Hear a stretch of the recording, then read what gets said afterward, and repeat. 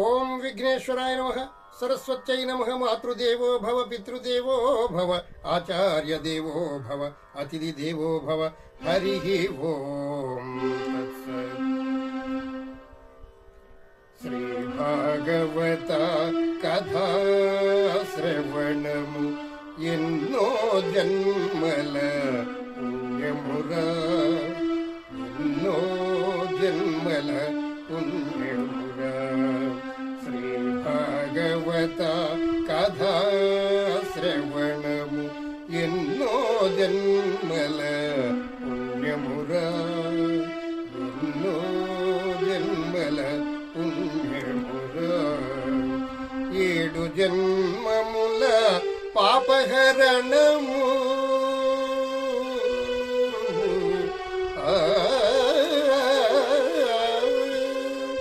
7 జన్మముల పాపహరణము, ముక్తిదాయకము మంగళప్రదము, ముక్తిదాయకము మంగళప్రదము.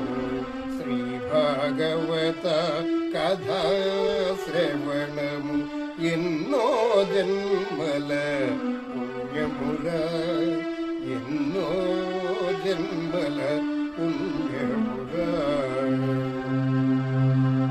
ఈ భాగవత కథా శ్రవణము అంటే ఈ భాగవతం అనేటువంటి కథను వినడం వల్ల ఇది ఎన్నో జన్మల పుణ్యం ఉంటేనే గాని ఈ భాగవతాన్ని అందరూ వినలేరు. భాగవతం వినండి అయ్యా అంటే ఏం భాగవతం అండి, ఎందుకు వచ్చిన భాగవతం, మా భాగవతం చాలే అనేటువంటి మనుషులు ఉన్నారు. కానీ అలా కాకుండా ఈ భాగవత కథ శ్రవణం వినడానికి కూడా ఎన్నో జన్మల పుణ్యం ఉండాలి అని మన పోతన గారు చెప్తూ ఉంటారు. 7 జన్మముల పాపహరణము, ముక్తిదాయకము మంగళప్రదము.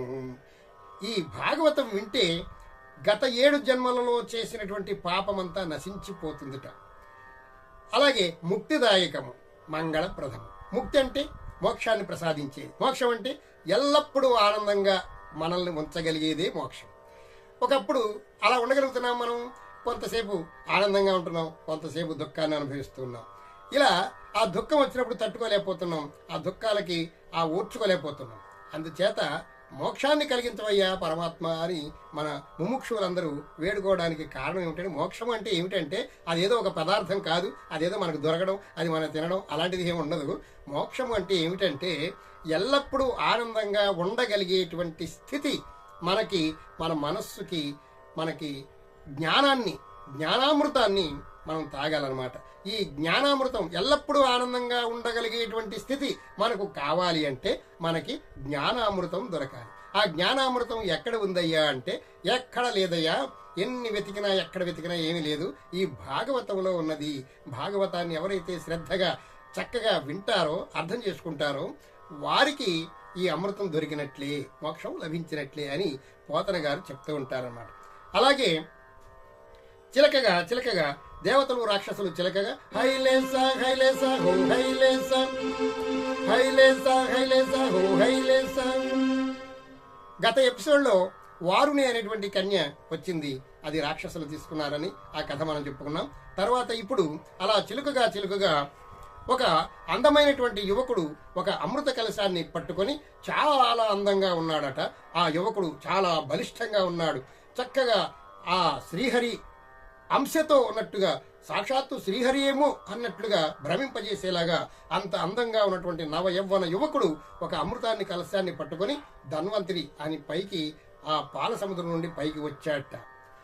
తరుణుండు దీర్ఘదోర్ఘరుండు కంబు కంధరుడు పీతాంబరధారి స్రగ్వి లలితాభూషణాలంకృతుడు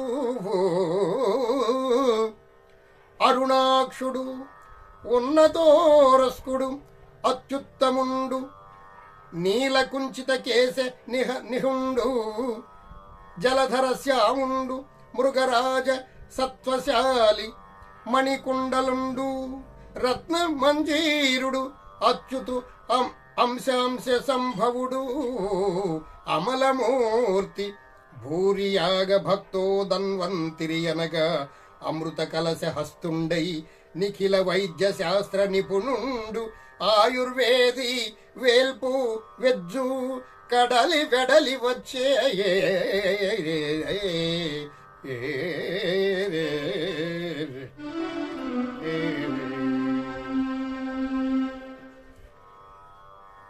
చూడండి పద్యాన్ని ఎంత అందంగా పోతన గారు రచించారో.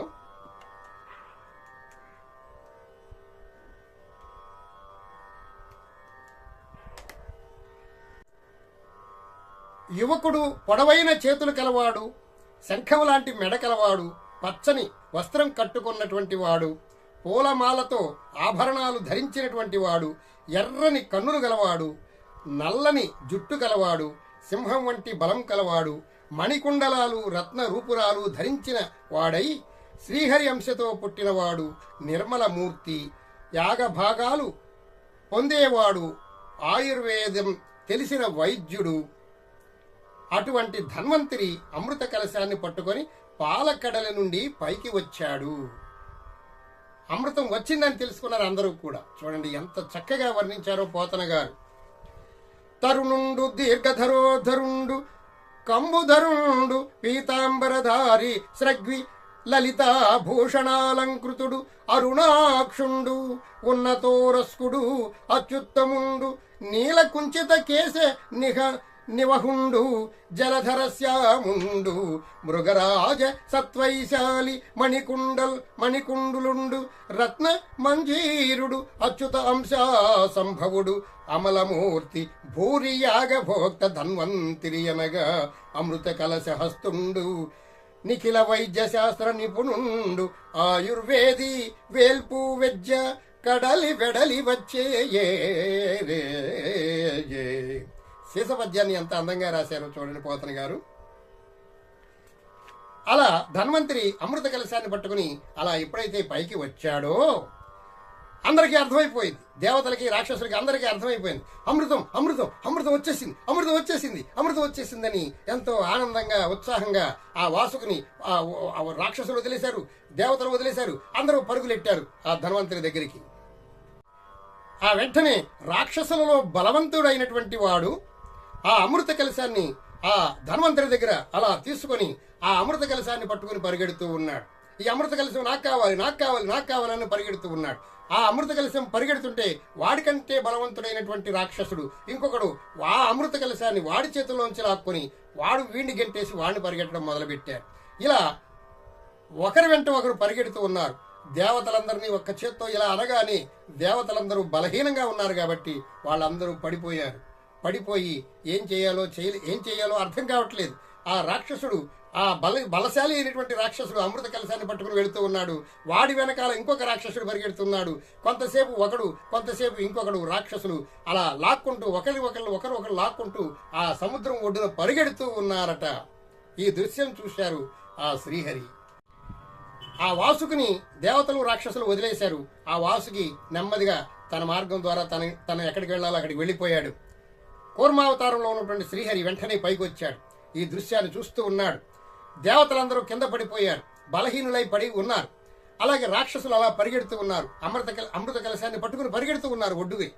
అప్పుడు శ్రీహరి అనుకున్నట్టు, అయ్యో ఎంతో కష్టపడి సాధించినటువంటి ఈ అమృత కలశం నేలపాలైపోతుందేమో, వాళ్ళు వీళ్ళు లాక్కుని ఒకవేళ నేల మీద పడేస్తారేమో అని ఆ శ్రీహరి వెంటనే ఒక అద్భుతమైనటువంటి సుందర ఆకారమైనటువంటి మోహిని అవతారాన్ని దాల్చాడు. జయ శ్రీమద్ రమారమణ గోవిందో హరి. దేవతలు రాక్షసులు ఎంతో శ్రమపడి సంపాదించినటువంటి ఆ అమృతం ఈ దైత్యులు ఒకరినొకరు పట్టుకుని లాక్కోవడం వల్ల అది నేలపాలైపోతుందేమో అని బాధపడినటువంటి ఆ శ్రీహరి వెంటనే మోహిని అవతారం దాల్చి ఎంతో అందమైనటువంటి స్త్రీగా ఎవ్వరు చూచినా సరే ఆకర్షించబడేలా ఉన్నటువంటి మోహన ఆకారంతో ఒక స్త్రీ స్వరూపంతో మోహిని అవతారం దాల్చారట ఆ శ్రీహరి. అందమైన స్త్రీగా తన యొక్క రూపాన్ని మార్చుకున్నాడు శ్రీహరి. శంఖం లాంటి మెడ, దొండపండు వంటి పెదవులు, వంపులు తిరిగిన జుట్టు, తెల్లని కన్నులు, సర్వాలంకార శోభితమై చిరునవ్వు నవ్వుతూ అలా అమృత కలశం పట్టుకుని పరిగెడుతూ ఉన్నటువంటి ఆ రాక్షసుడికి ఎదురుగా ప్రత్యక్షమయ్యాట శ్రీహరి. వయ్యారాలు ఒలుగుతూ అక్కడ నుంచుని ఆ రాక్షసుడిని అదే ఓరకంటితో చూస్తూ ఉన్నట్ట.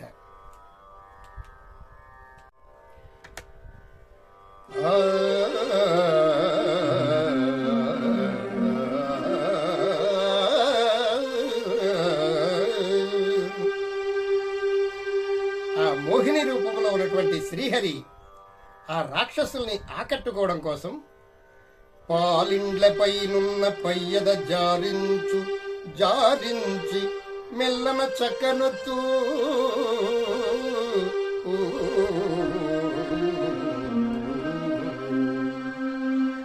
పాలిండ్లపైనున్న పయ్యద జారించి మెల్లన చక్కనొత్తు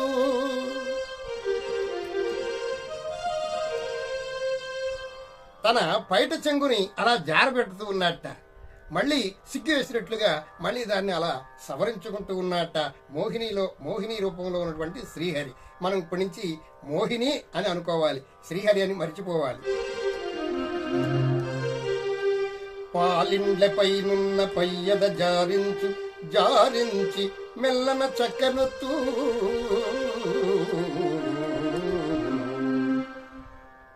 తళుకు మనుచు తళుక్కువను గండ ఫలకంబు లాలించు నొలయించి కెంగేల నుజ్జగించు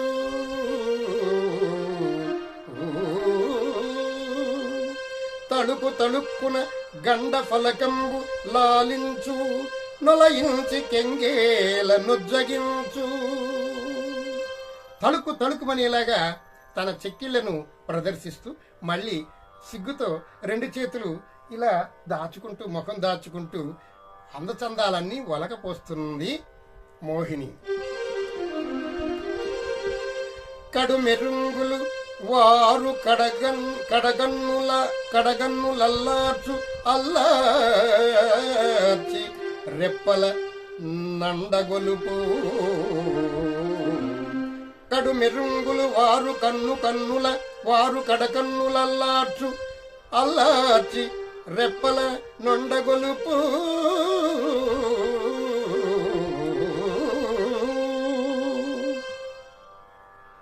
ఓరకంట చూస్తూ రెప్పలు అలా ఆడిస్తూ వాళ్ళని ఆకట్టుకుంటూ ఉన్నది మోహిని. సవరని దరహాస చంద్రిక చిలికించి తెమ్మోవి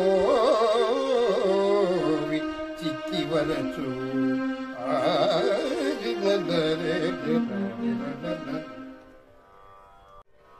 ఇలా మోహిని అనేక రకాలుగా తన యొక్క అందచందాలను బయటపెడుతూ ఆ రాక్షసులను మోహింపజేస్తూ ఉన్నదట. అప్పుడు ఆ రాక్షసులు నిశ్చేష్టులై అమృత కలశాన్ని అలా పైకి పట్టుకొని అలా ఉండిపోయాడట. ప్రక్కన ఉన్నటువంటి రాక్షసులు లాగుతూ ఉన్నారు అమృత కలశాన్ని. వీడు బలంతో ఒక పక్కకి అలా తోసేసాడు. ఒక రాక్షసుడు అంటున్నాడట, ఓ లావణ్యవతి, నవయవ్వనవతి, ఎక్కడి నుండి వచ్చావు నువ్వు? నీకు ఏం కావాలి? నీ పేరేమిటి?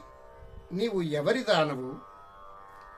దేవ గంధర్వ సిద్ధ చాణుర మనుజులోకములలో ఇంత అందమైనటువంటి యువతిని నేను ఎన్నడూనూ చూడలేదు.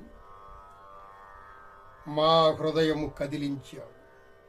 మేము కశ్యపు ప్రజాపతి బిడ్డలం. దేవతలు మాకు సోదరులు. మేము దేవతలు అన్నదమ్ముల్లా కలిసి ఉంటాం. మేమిద్దరం కలిసే ఈ క్షీరసాగరాన్ని మధించాం. విలువైనటువంటి వెలకట్టలేనటువంటి అమృతం మాకు లభించింది. చూసావా? నీవు చూస్తే చాలా మంచిదానిలా ఉన్నావు. నిన్ను చూస్తే నిన్ను నమ్మాలి అనిపిస్తుంది. మా రాక్షసులకి ఆ దేవతలకి న్యాయం చేయగలిగిన దానవు నీవు ఒక్కదానివే అని నా మనస్సుకు తోస్తూ ఉన్నది. అందుచేత ఈ అమృతాన్ని మా ఇరువురికి తగవులు లేకుండా సమానముగా నీవే పంచాలి అని అన్నాడట రాక్షసుడు. ఆ రాక్షసుడు ఆ ఎదురుగా ఉన్నటువంటి మోహినితో ఇలా అంటున్నట్ట, ఔగదే లావణ్య ఔగదే మాధుర్య ఔగదే సతీ నవయౌవనాంగి, ఎచట నుండి వచ్చితీవు ఏమి ఇచ్చయించెదవు, నీ నామమే అది నీరజాక్షి.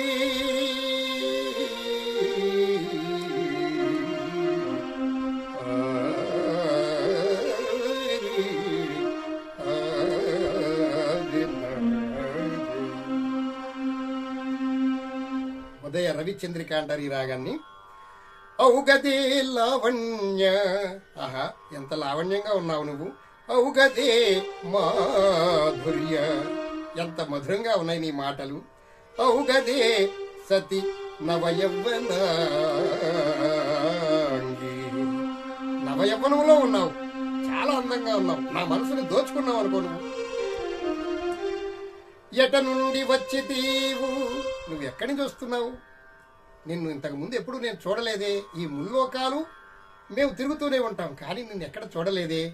ఏమి ఇచ్చయించెదవు, నీకేం కావాలో కోరుకో. నీ నామమయ్యది నీరజాక్షి. ఓ నీరజాక్షి, నీ పేరేమిటి? అమర గంధర్వ సిద్ధచారుణ సిద్ధ సురచారుణ మనుజ కన్యలకు నీ మహిమ కలదే.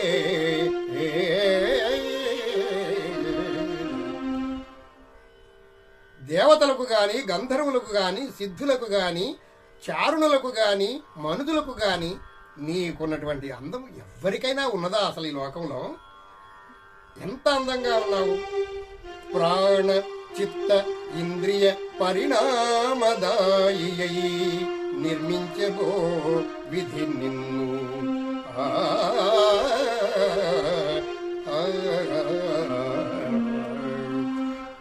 ప్రాణ చిత్త ఇంద్రియ పరిణామదాయి నిర్మించబో విధి నిన్ను.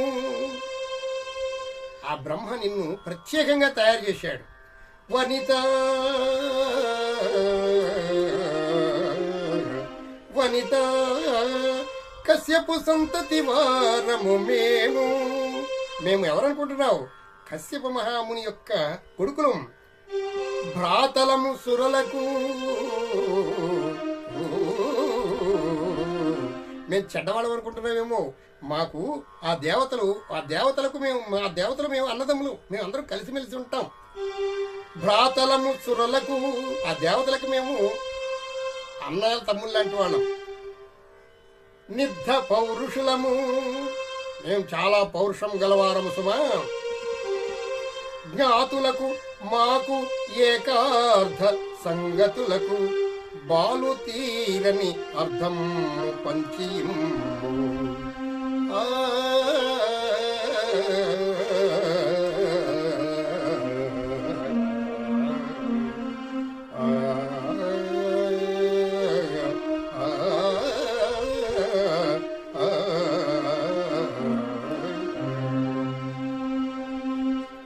దేవతలు మేము కలిసి, మేము అన్నదమ్ములమే వాస్తవానికి మేము ఇరువురం కలిసి ఈ అమృతాన్ని సంపాదించాం. ఎంతో కష్టపడి సంపాదించాం తెలుసా.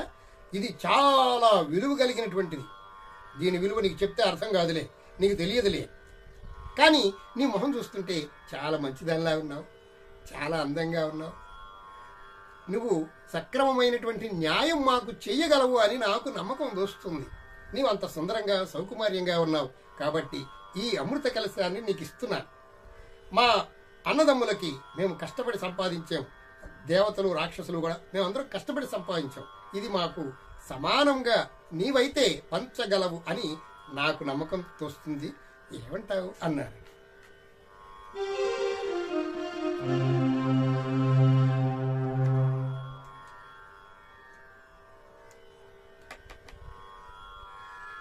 అప్పుడు మోహిని అనుకున్న పని చాలా సులువుగా అయిపోయేలా ఉన్నదని గ్రహించి ఆ అమృత కలశాన్ని తీసుకుని ఆమె ఏమి చెప్పిందో వచ్చే ఎపిసోడ్లో మనం తెలుసుకుందాం.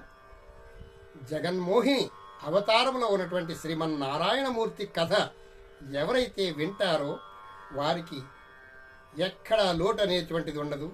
సిరి సంపదలతో తులతూగుతూ ఉంటారు. అమృతతుల్యమైనటువంటి ఆ జీవనం వారికి లభిస్తుంది అని మన భాగవతం చెప్తుంది.